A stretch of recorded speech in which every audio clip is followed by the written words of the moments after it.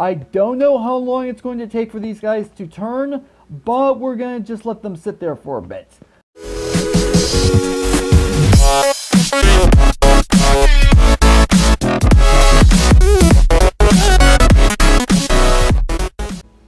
What's up, agents? Zer here. I've got some exciting news for you guys. Phase 2 of the Aquatic update is finally here. This update released earlier today, well, technically yesterday according to when this video came out, and we've got a ton of new features that we're going to get through in this video, and I've got some stuff up in the testing chamber. I've got one little thing inside of the vehicle bay because I didn't have room anywhere else to showcase it, and there's one final feature that unfortunately I was not able to set up inside the lab because I just don't have the room for it, but I will go ahead and explain that near the end of the video. So let's go ahead and get started with the tube. So first up, we have ourselves the drown. Now these guys have been in the game already. The only problem is in phase 1 of the Aquatic update. In fact, I don't think this was available when phase 1 first came out. I think an update had to come out in order for this to happen. If you turned on experimental gameplay, you would have access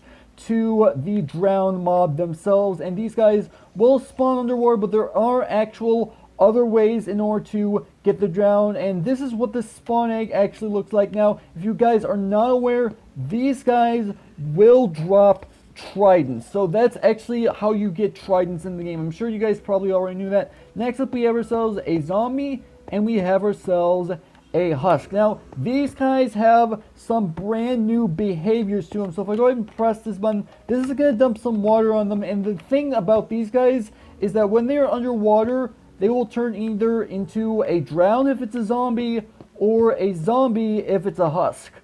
I don't know how long it's going to take for these guys to turn, but we're going to just let them sit there for a bit. So next up, we have ourselves another new mob. This is the turtle. Now, turtles move rather slow when they are on land, but they are pretty fast when they are underwater, and this is what their spawn egg looks like. And these are, as far as I'm aware, these are passive mobs. Now, let's go ahead and open this chest. We have ourselves 2 items associated with the turtle. First up, we have sea turtle eggs. Now, these are not the same as the spawn eggs. It's whenever they breed and make babies, they do not just spawn in the babies.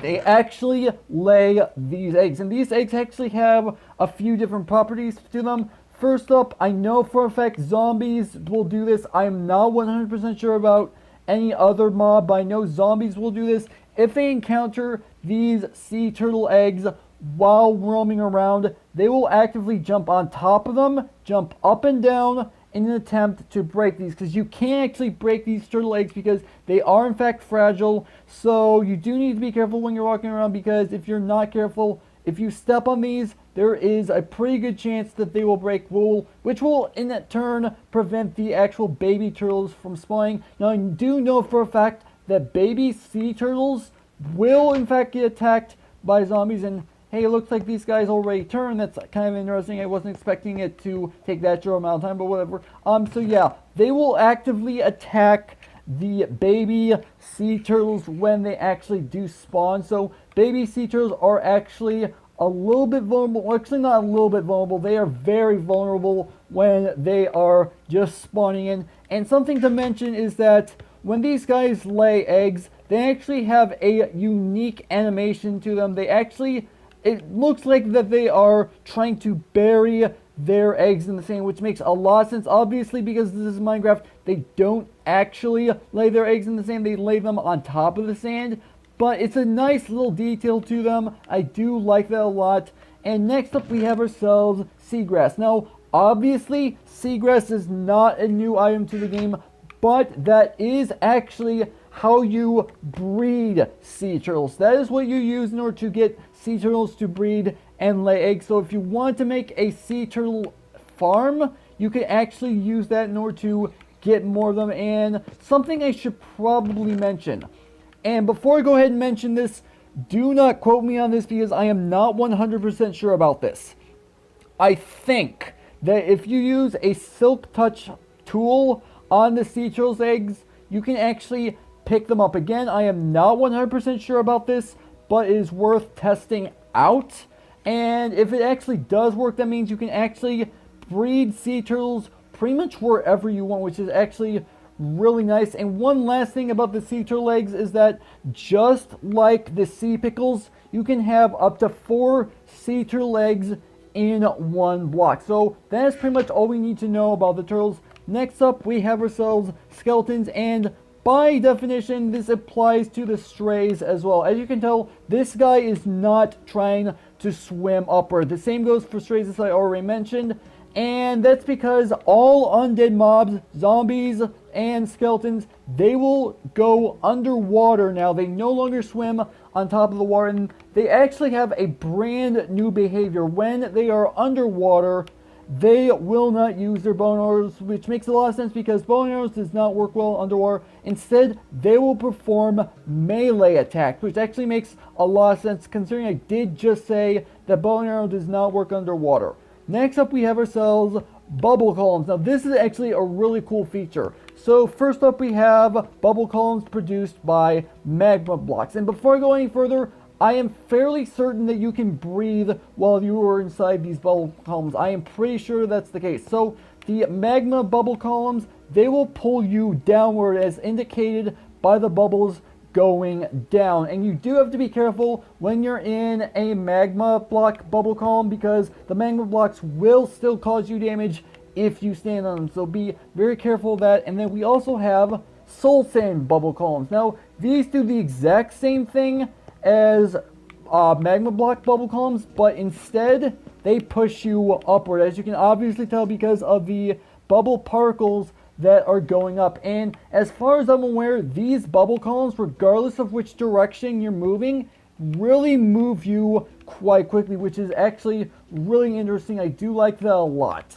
So you can actually legit make elevators out of these. I know for a fact I'm watching one particular YouTuber at the moment on their survival world who has done exactly that with these bubble columns, which is actually really nice. So now let's go ahead and go down into the pit, and we're going to be discussing some brand new items in the game. First up, we have ourselves the Nautilus shell. Now, I did find out from playing on the Unison realm that apparently these guys were actually part of the experimental gameplay, which I actually did not realize about that.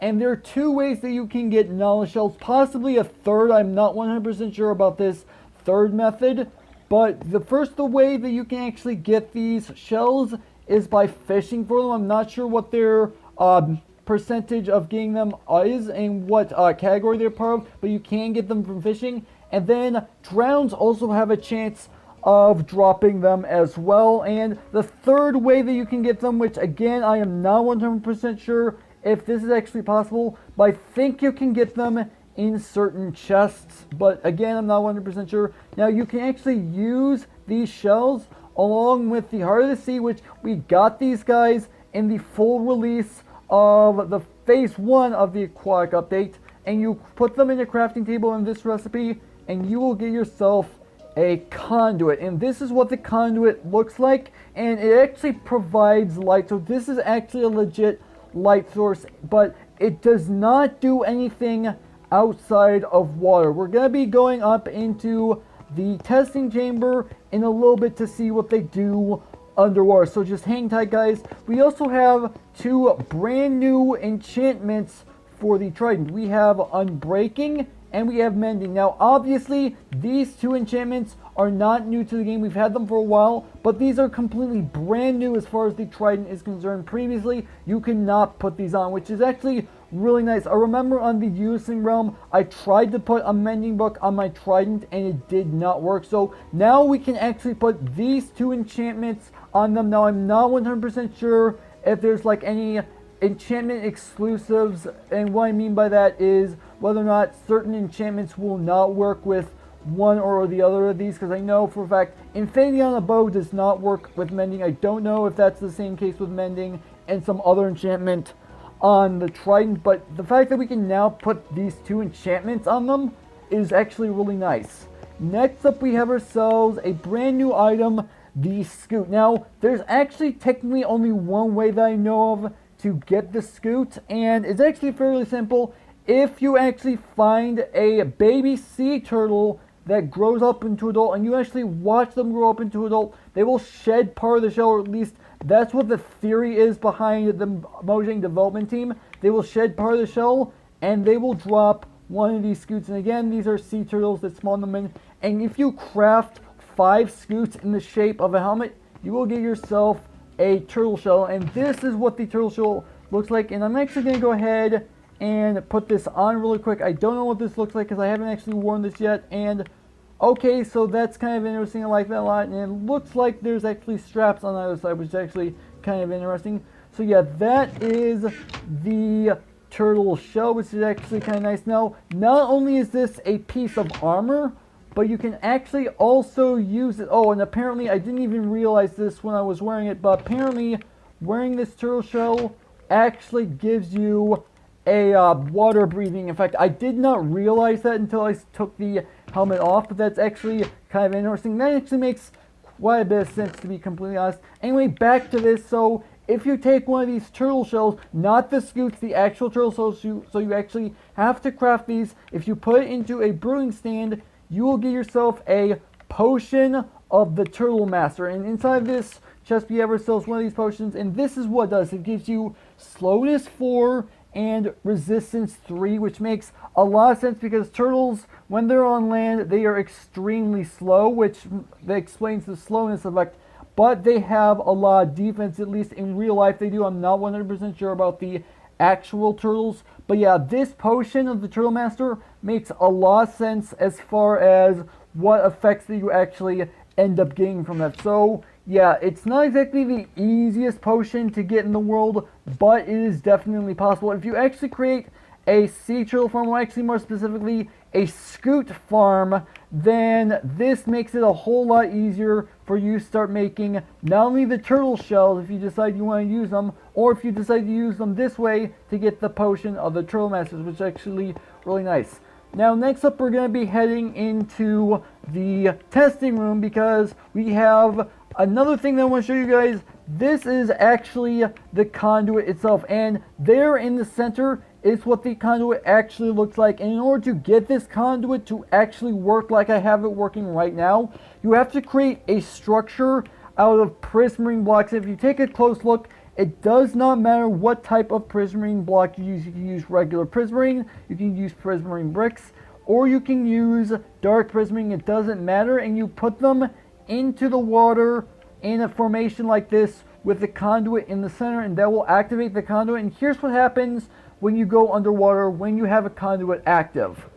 It actually gives you an effect called conduit power. Now, effectively what conduit power is it combines haste, it combines water breathing, and it combines night vision all at once. And something that I found out during my research of this thing is that if hostile mobs come near a conduit while it is active, then they will start taking damage and eventually die. So this is not only helpful to the player, but it also hurts any mobs that would inadvertently try to attack the player, which is really nice. Now, this conduit power that you get only works when you were underwater. It has been confirmed that does not work while it is raining. You have to be legit underwater in order for it to work. And I do want to go ahead and mention, you do not need all 3 of these rings in order to get the conduit to work. In fact, you only need 1, but the more rings that you have around it, the stronger and farther away the conduit will actually be able to power you up. So keep that in mind. So this is the most powerful conduit that you can in fact have, which is actually really nice. And as soon as I pop out of the water, well, not necessarily, okay, so it is apparently disappearing. So once you pop out of the water, it will start to go away. Last but not least, we have a brand new behavior for a block that we got in phase 1 of the Aquatic update, and that is obviously the coral. Now, previously in phase 1 of the Aquatic update, if these coral blocks had one side of them exposed to air, it didn't matter which side of them was exposed to air, but they had at least one side of them exposed to air, they would turn gray and die. That is no longer the case their behavior has now been updated so that if they have water on at least one side of them, they will stay alive no matter what, which actually makes a lot of sense now that I'm thinking about it, because that means you can use these guys in much more detail than you could before. It was really a bummer previously when they died, when they were exposed to air, regardless of what happened. So the fact that Mojang decided to fix this is a really nice detail. I like that a lot. Now there is one final thing that I do want to go ahead and mention, and it's something that I was not actually able to set up in the lab, unfortunately.